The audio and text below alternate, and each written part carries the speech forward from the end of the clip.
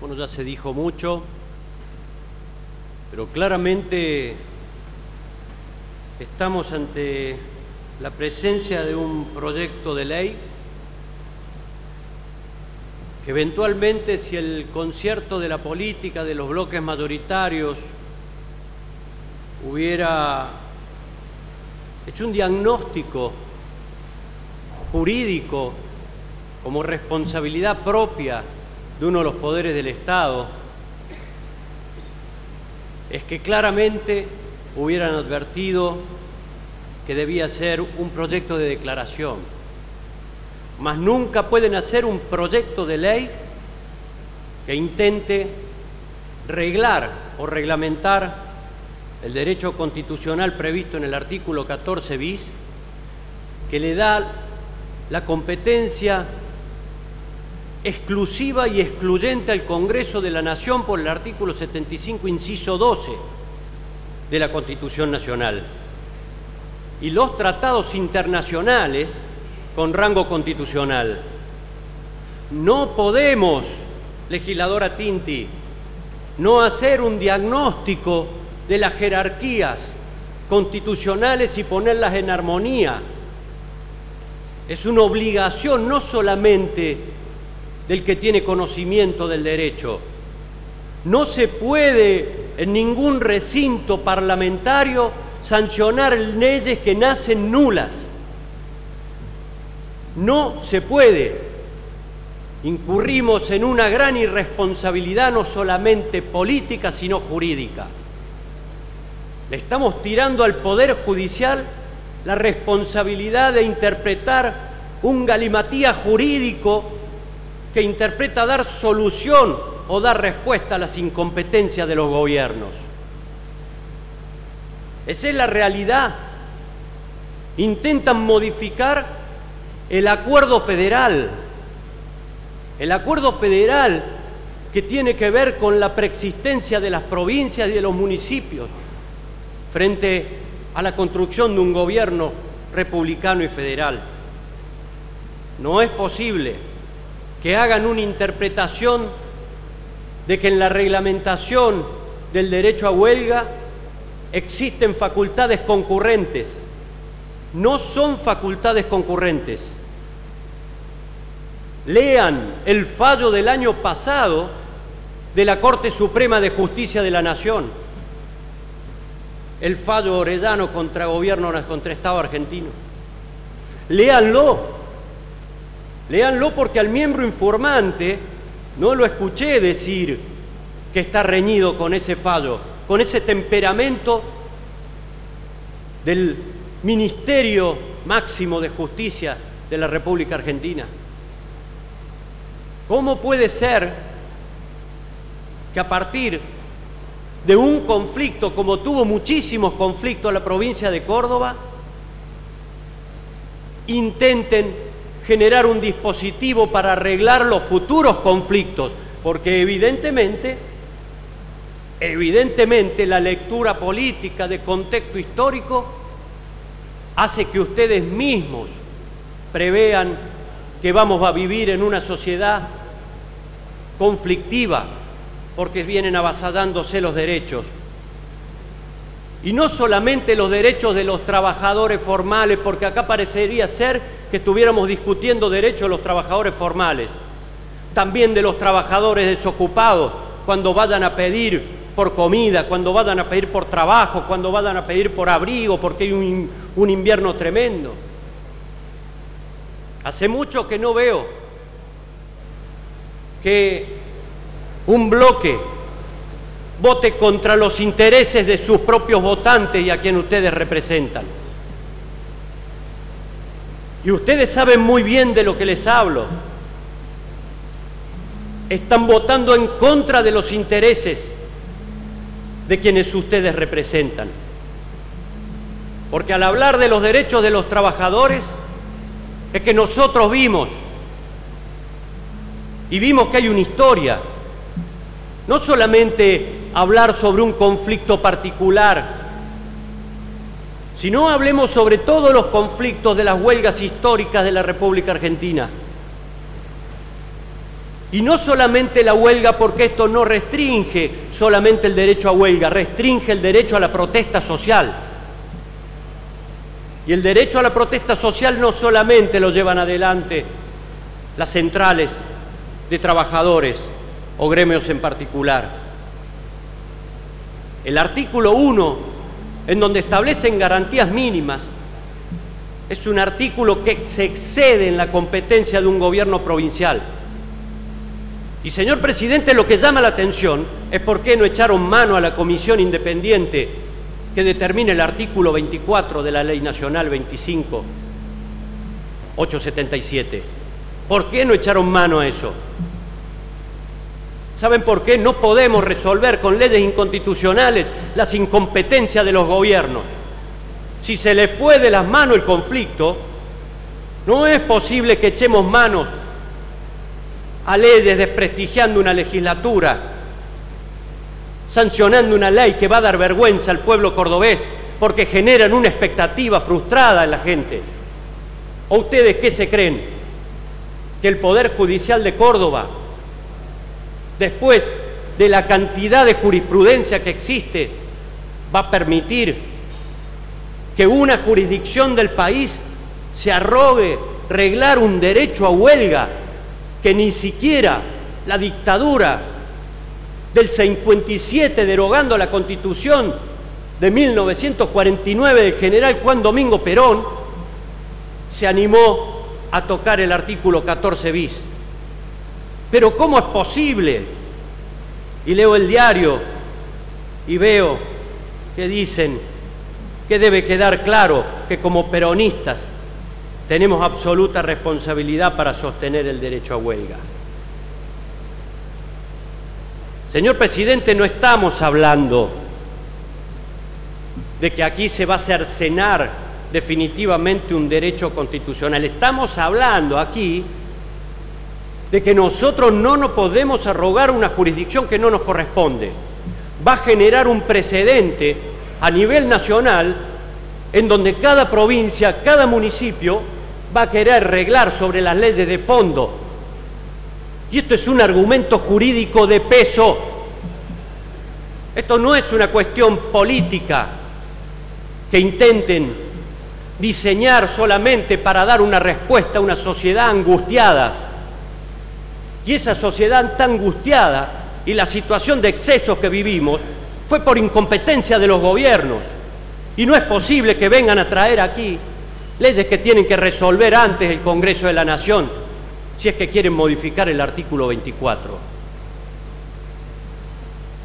Legislador Nicolás, no está aquí el legislador Piem,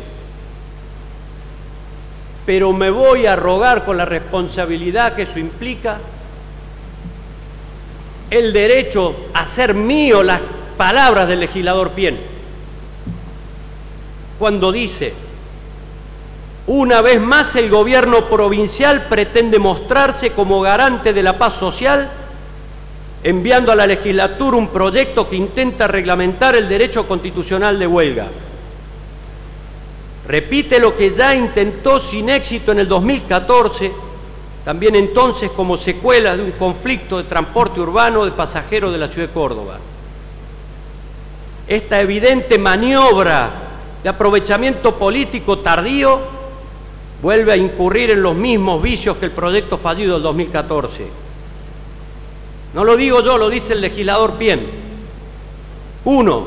Invade un ámbito que como un derecho establecido en la Constitución Nacional solo puede ser abordado por el Congreso de la Nación. 2. Se arroga el derecho de determinar cuáles son los servicios esenciales, desconociendo que tal determinación deviene de los convenios de la OIT suscriptos por nuestro país. 3. Desconoce incluso la propia legislación provincial vigente que establece qué institutos como el arbitraje voluntario u obligatorio como herramientas para superar conflictos. Sugestivamente el proyecto va en línea con el intento del Gobierno Nacional de incluir al transporte como servicio esencial, intento que en el día de la fecha ha fracasado al no conseguir el quórum en el Congreso de la Nación. 5. disimula o esconde la responsabilidad del intendente municipal, principal responsable del conflicto y del servicio público de transporte, que también sugestivamente ya anunció el envío al Consejo Deliberante de un proyecto de ordenanza en el mismo sentido.